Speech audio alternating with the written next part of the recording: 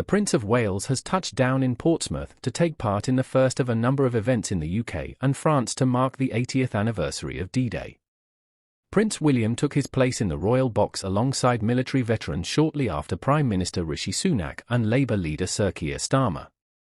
The heir to the throne said he was deeply honoured to be at the historic D-Day event today, as he spoke to the veterans and guests at the event in Portsmouth. He said, "I am deeply honoured to join you today to recognise the bravery of all of those like John Haddock who participated in the D-Day landings, the start of the liberation of France and Europe, that led to victory of the Allied powers.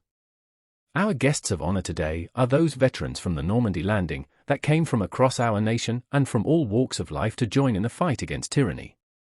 Many of those that took up arms had never seen combat before, some were still only in their teens. In their letters and diaries, we see their great strength." The Prince of Wales then delivered an extract from a letter by Captain Alistair Bannerman, a soldier who was part of the D-Day landings, to his wife and written in his diary on the morning of D-Day. Veterans listened intently as William read the moving entry, which was heavily detailed and rich with visual imagery. He read, "The whole channel between us and Cherbourg is filled with little ships which all quietly and efficiently sail towards France. The British, Canadian and American fighting forces on the war path.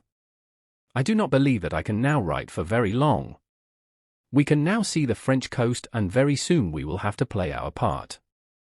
I must go now and look for the landing markings with my binoculars to ascertain our landing points. So, my darling, on we go. I know that you are with me. Au revoir, God bless, I love you." William went on to tell those gathered that Captain Bannerman survived the landings and the war, despite being taken prisoner. He returned home to his wife and sons in April the following year. The prince concluded his speech by noting that many never returned, adding, "We will always remember those who served and those who waved them off.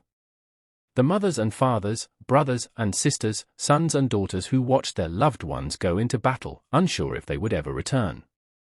Today we remember the bravery of those who crossed this sea to liberate Europe.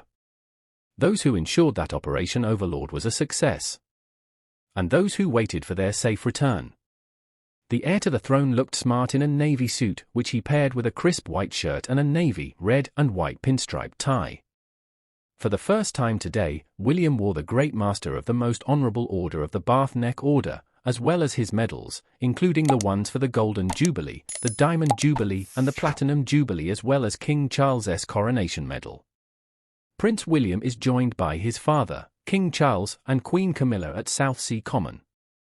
The heir to the throne is set to attend various events in Normandy this week, including a service hosted by Canada at Juno Beach and an international ceremony hosted by France at Omaha Beach, which more than 25 heads of state will attend. The Normandy landings were the largest seaborne invasion in history, with the 1944 battle laying the foundation for an Allied victory. Troops from the UK, the USA, Canada, and France attacked German forces on the beaches at Normandy in northern France on June 6, 1944. Allied troops departed from Portsmouth on June 5, so the UK and French governments are hosting memorial events at both ports to commemorate the D-Day landings. Today's commemorations were hosted by Dame Helen Mirren, who formally introduced the event on Southsea Common at around 11 a.m. The event opened with a musical performance and a flypast of two historic Dakota military transport aircraft, widely used by the Allies during the Second World War, and ended with a flypast by the Royal Air Force Red Arrows. In the afternoon, tributes will move to the beaches of Normandy, where hundreds of Allied defense personnel will parachute into a historic D-Day drop zone to commemorate the airborne invasion of 80 years ago. The Royal British Legion will host a commemoration service at Bayeux War Cemetery before the Ministry of Defence and the Commonwealth War Graves Commission host a joint UK-France Thanksgiving service at Bayeux Cathedral. Tonight, as the sun sets, the Commonwealth War Graves Commission's Bayeux War Cemetery will light up in honour of those who fought on the beaches. The light show will be streamed live on the BBC so all can witness the occasion.